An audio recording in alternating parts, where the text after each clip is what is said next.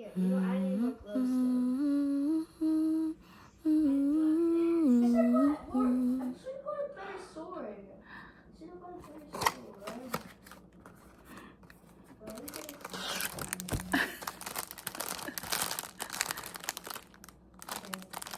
Video.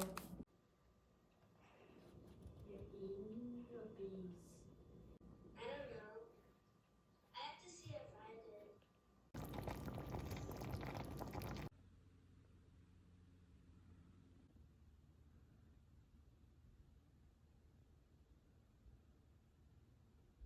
Between my tree, how much fun is gonna be together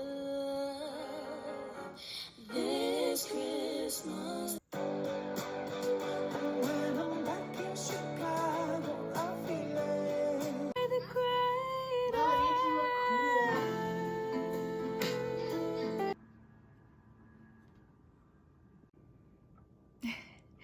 It folds open. Hi. Okay, last night when I was rambling about how emotional I was just trying to say how grateful I feel that how so many people have been very, very nice to me, like every day, but seemingly in particular yesterday. And even the In-N-Out lady was so nice, and she saw me whipping out my camera because I just wanted to get some B-roll of the In-N-Out employees doing their thing, and she was so nice, and she like wanted to be in the footage. And just every day at all of your comments, I'm just very, very, very, very grateful, and I feel very blessed. When I was editing that talking part from last night's vlog, I was so close to just scrapping the whole thing and uploading like the 2-minute just the 2 minutes of B-roll. But I didn't, because I feel like this year's Vlogmas feels very much like keeping a diary and preserving the memory of this time, good or bad, however cringe, as long as it's authentic to its time. And hopefully years later, I'll look back on these videos with like miles grown in between. What I really wanted to say was how talking to my friends from multiple groups, multiple communities, and seeing how my little channel has made an impact on so many people reminded me that I matter. Which, yes, I need that reminder since I do live for others a lot.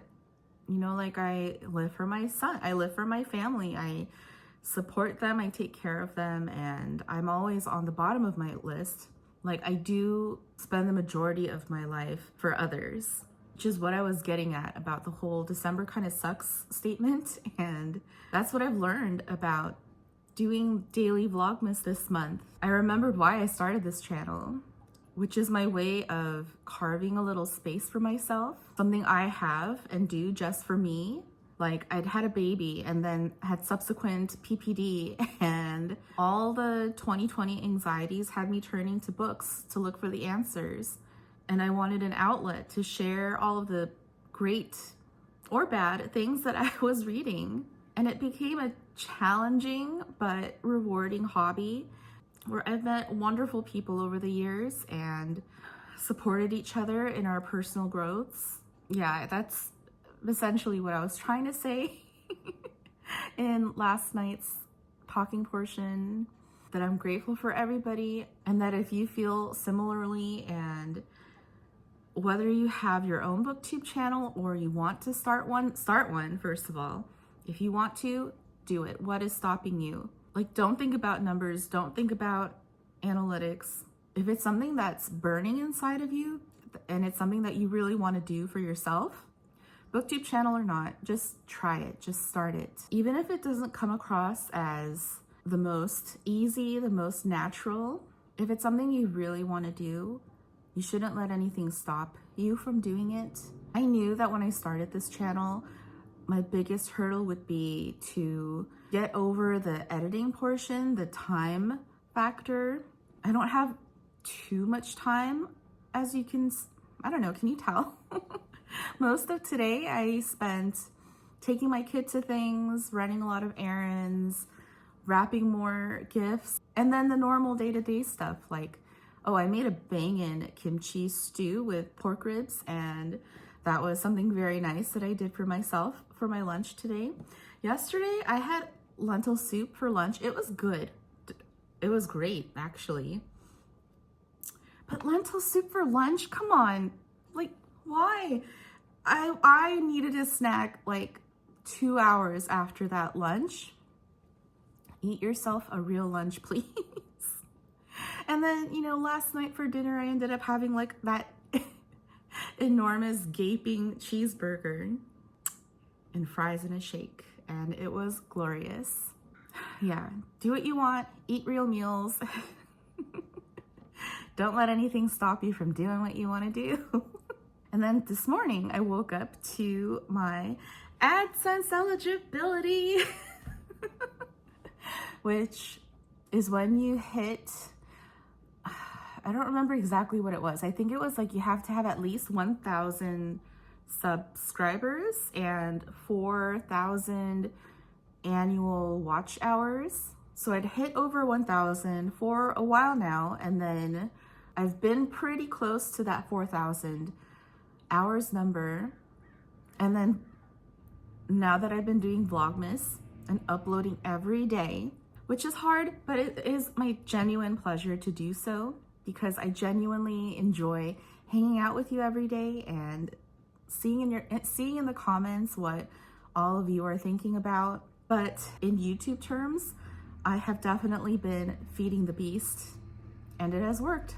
I have accrued the eligible number of hours to start earning ad money, which from everyone that I talked to about, it is a pittance. It's not like I'm gonna start rolling in dough here. If anything, I think it's just another milestone reached in this YouTube journey. And yeah, when I started, I mean, to this day, I actually haven't changed a thing.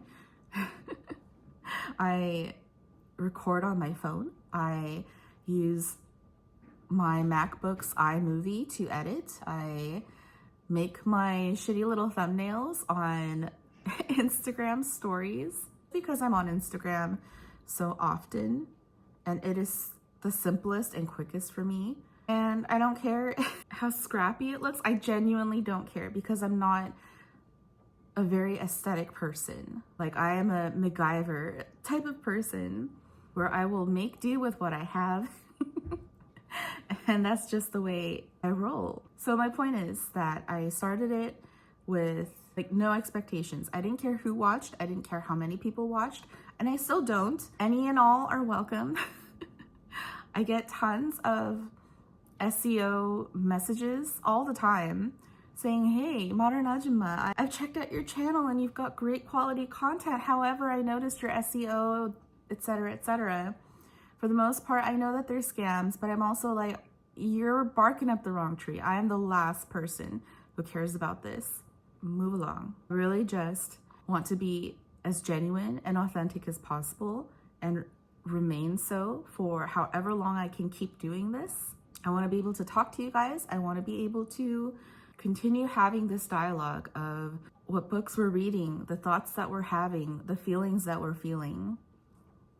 And that is what matters the most to me. Yeah, that's what I was trying to say last night, as opposed to feelings.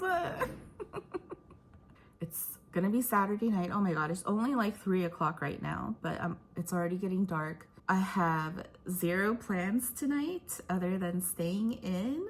Finally finished that damn Rivka Galkin book.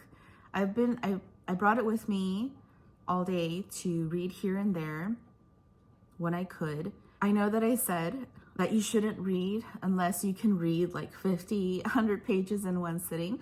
I don't, it's not a hard and fast rule that I follow. It's what's ideal. And so I was reading a couple pages here and there all day. I'm gonna sit down and finish it tonight with pleasure. I busted out my last Gil Schafer, A Place to Call Home. The cover just looks so inviting. Every Gil Schafer has really blown my mind a little bit in like a very pleasant, comforting way. I'm in the mood for comfort, very much looking forward to this. I pulled out Pizza Girl by Jean Guion Fraser. I've always loved this title. It's so funky. You know, I've always just assumed, like I didn't even check. I just assumed that this is a Korean American writer, an LA set story. Either way, I'm in it just for the cover alone, ethnicity or otherwise. So those are my plans, my hopes to finish for this coming week.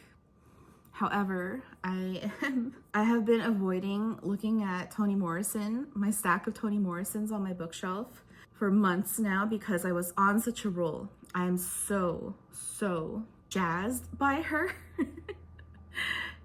And I got sideswept by Emily Henry and Natalie Haynes. And it has been a minute since I've read another Toni Morrison. I've been reading them in published date order. Jazz is what's next. Over the past several months, like over the course of this year, several other booktubers have mentioned Jazz, praising it highly. I mean, I can't imagine any Toni Morrison not being, at the very least, incredibly interesting and thought-provoking and contemplative, if not like outright wonderful. So I am gonna try to read at least one more Toni Morrison, and it would be Jazz, if so. And I also busted out Virginia Woolf's The Waves. Like, I'm,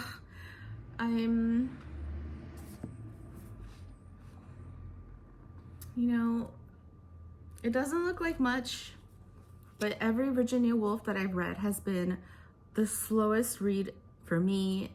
Whether it's like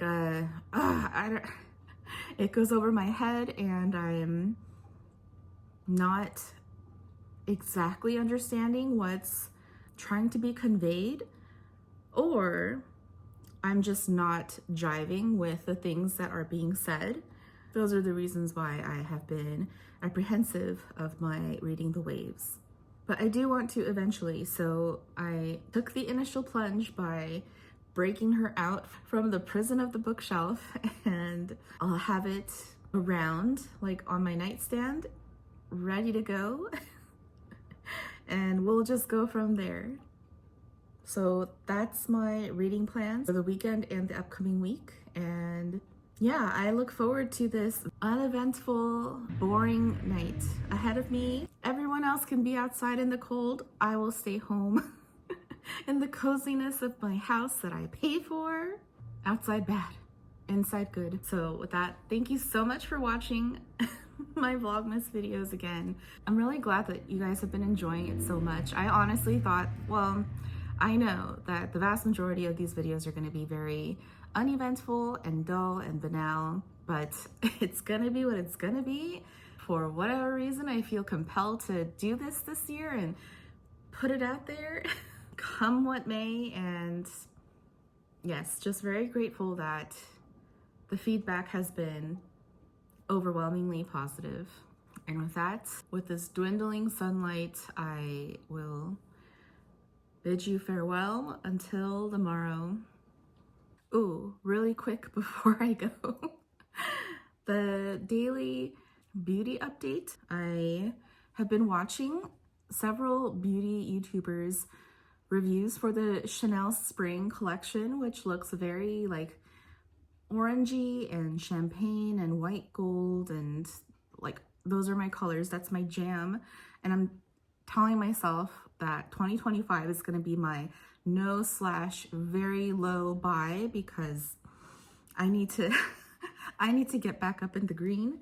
So I use what I have already, which is this Tom Ford palette from a couple years ago, I think, Soleil d'hiver, which is essentially what the Chanel Spring collection is. And I'm telling myself, I don't need it. I don't need to buy it. And this is what's on my lips. It is another Hermes lipstick from a couple years ago called Orange Capucine. I have used this quite a lot. As you can see, that Hermes stamp is barely there. I mean, I have a lot of lipstick. I could wear a different one every single day, for months. So making a dent in one really says something. So because I've been in such a spring, summery color mood, I broke out my Diptyque Ilio bottle, which, oh, I barely made a dent in, but it sure is dusty. Whether it's this gorgeous summery Luke Edward Hall illustration on the bottle, is there such a thing as a sun note? Anyway, the main fragrance notes for this is like iris, and is there like a cactus pear? Maybe it's just because of the illustration, but it's almost like a fruity floral, but extremely woody. However, for me, it smells very sunny. It smells very like fresh in a way that Diptyque can do, because I don't necessarily find Diptyque to be that like light. For every fragrance brand, it has like an underlying tone, and for Diptyque, for my nose, it's like a peppery smell, whether the pepper be like a spicy pepper or just like a oody pepper, or just something a little sharp or something a little dank. So I find Ilio to be extremely summery in the style of Diptyque. So I wore this today to tell myself not to buy the new Chanel spring collection. No, I don't need it. And because it is very sunny today, the sun was very hot. It is almost Christmas. What the hell? So I've been lithen all day in my summery goodness in the middle of December. Southern California, baby. For, if anything, just to make my videos a smidge longer, I'll keep these updates going. I'm having fun breaking out my stuff and using what I have, and I need to apply that towards books as well. And now that the light is actually coming back, but regardless, a real adieu until tomorrow. Au demain. Bye-bye.